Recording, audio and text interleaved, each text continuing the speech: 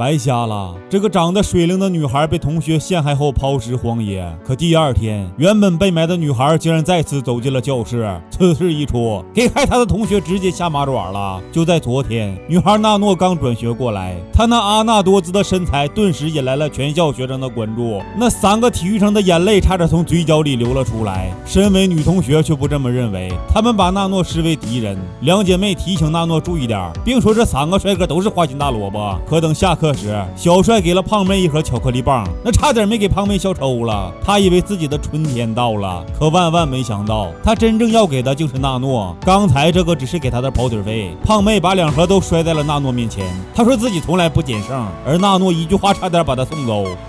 ก็ไอติมอวดนี่นะต้องลดน้ำหนักหน่อยแล้วนะ。胖妹气得起身走了，而现实又给了他一个大嘴巴子。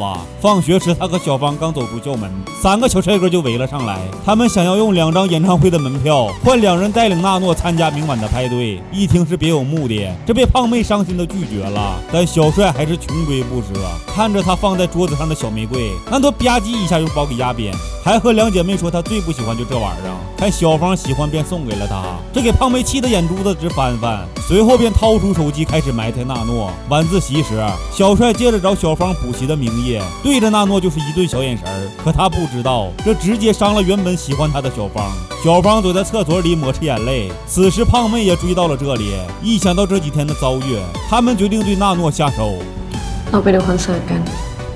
这几个人太无耻了，为了把女孩灌醉，3男2女竟然轮番上阵。不用说也知道他们是想哼哼哈嘿，可万万没想到，那纳诺竟然是个小啤酒王，不仅面不改色，还给几个人喝得脸红脖子粗。这时小芳和胖妹看到情况不对，他们竟然拿出了安眠药，平时吃1颗都迷糊，但胖妹直接放里1大把，那剂量让大象都害怕3分。纳诺一口闷了进去，结果吧唧一下趴在了桌子上。几个小伙子眼珠子一横了，随后便将纳诺抬到了屋内。小帅刚解开扣子，突然纳诺睁开了双眼，这给小帅吓得一激灵。房门一开，原来几人还在外面偷听，他们死死地拽着门不放，原因只是害怕事情败露。这时小帅抱住纳诺，一杵子就给按在了床上，而纳诺不但没有反抗，反而在那给的笑。小帅一把捂住他的嘴，没一会儿纳诺便没了呼吸，那眼珠子都翻翻了。此事一出，给几人吓得鼻子都冒汗了。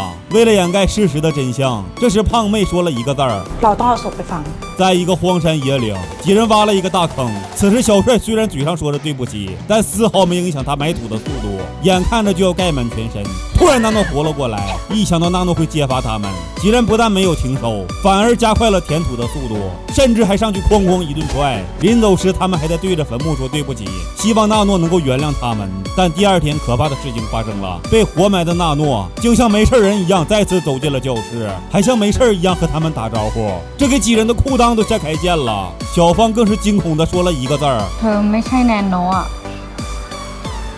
ถ้าเราไม่ใช่แนนโนะงั้นเราเป็นใครอะ2人二话不说撒腿就跑。到了晚上，他们开始探讨，他们不明白为什么纳诺还活着，甚至还在猜想那是不是纳诺的双胞胎姐妹。可就在这时，门铃突然响起，开门一看，正是纳诺找到这里。他说自己的手机落在这儿了。没等小帅说话，他奔着楼上就干了上去。刚一进屋，纳诺就躺在了昨天那张床上。3男2女顿时四目相对。纳诺从枕头底下拿出了手机，他说里面有精彩的视频，说着还放了出来。这正是昨天几人犯罪的证据。